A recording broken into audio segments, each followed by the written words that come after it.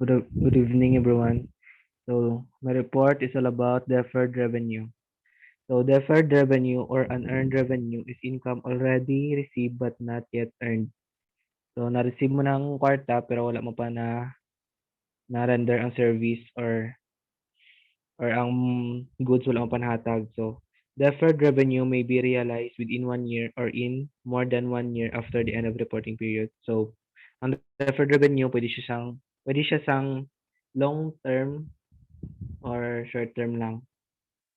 So next ate. So if the deferred revenue is realizable within 1 year, it is a current liability. So examples na is unearned interest income, unearned rental income, and unearned subscription revenue. So yung mga income nga ni is within 1 year na siya. So gina-close man namin siya every end of the year. So next ate. So deferred revenue is realizable in more than 1 year is classified as non-current. So unearned revenue from long-term service contracts and long-term. So sa word nga long-term, so non-current ka siya. Next, order sa illustration. So illustration. An entity sells equipment service contracts agreeing to service equipment for a 2-year period. So cash receipts from contracts are credited to unearned service revenue, and service contracts costs are charged to service contract expense.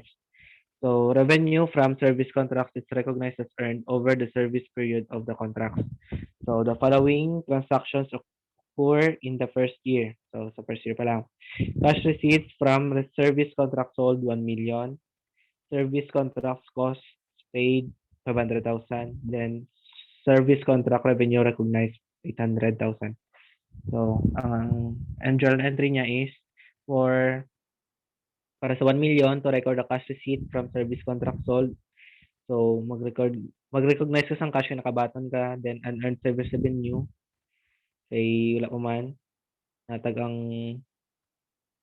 itong service. So, 1 million, debit cash nga 1 million, credit nga unearned service revenue 1 million. Then, to record the service revenue contracts cost paid. So, service contract expense, kaya nakabaton ito expense immediately. Then, cash, 500,000.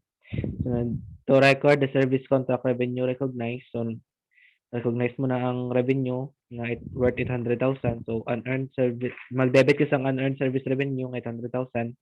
Then, mag-credit ka sa service contract revenue ng 800,000. So, ano na siya.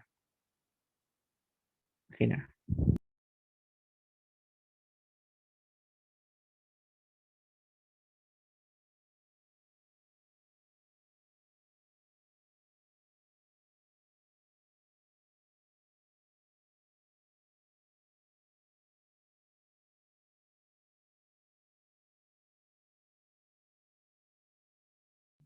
Hello, wait lang.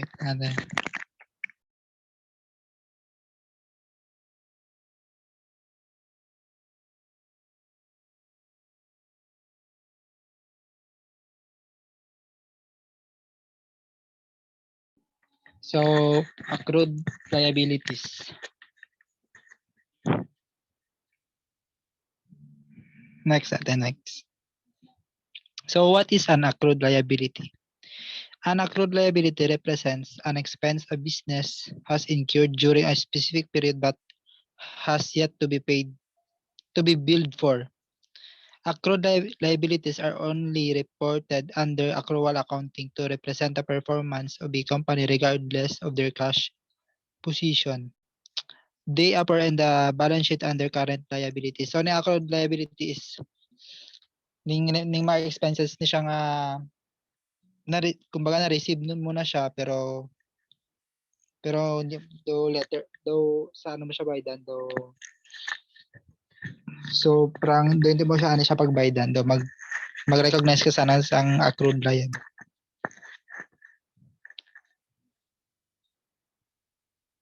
Next. So, accrued liabilities are expenses that have yet to be paid for by a company. They are recorded to better represent the financial position of the company regardless if a cash transaction has occurred. Recording accrued liabilities is part of matching accounting principle. Under the matching principle, all expenses need to be recorded in the period they are incurred to accurately reflect financial performance. So, mo to ganit lang ba? Okay na. So, okay. Next natin. So, there are two types of accrued liabilities. The routine or recurring. Routine or recurring occurs as a normal operational expense of the business. So, example sin isang wage.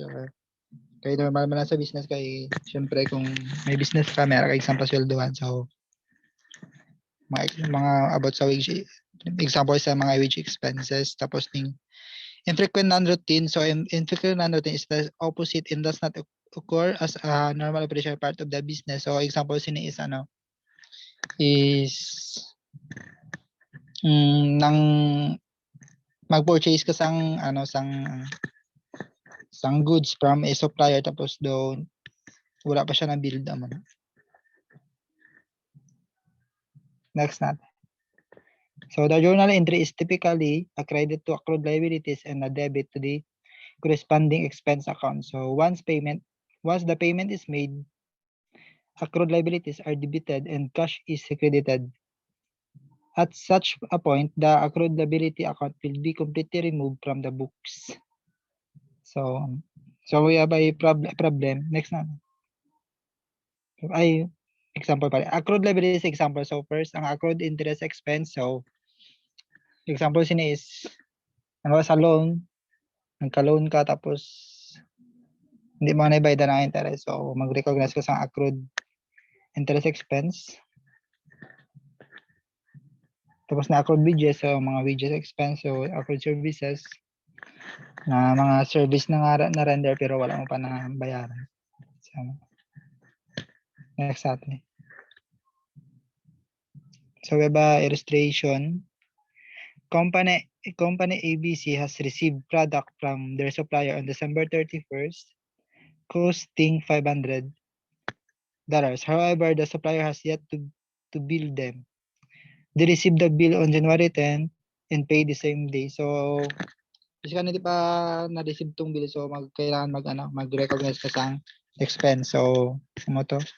Expense. So, debit expense account related sa kung ano man ang ibakal mo, tapos credit ka ng accrued liabilities. So, kung ano ba, bayadan mo na siya. So, mo to, i-debit mo tong accrued liabilities, then siyempre credit ka sa cash amounted to 500.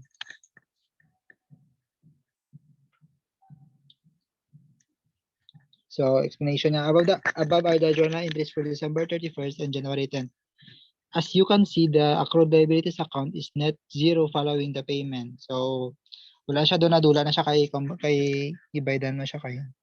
The net effect on financial statement is an increase in the expense account and a decrease in the cash account. So, the purpose of accrued liabilities is to create timeline of financial events. Okay na.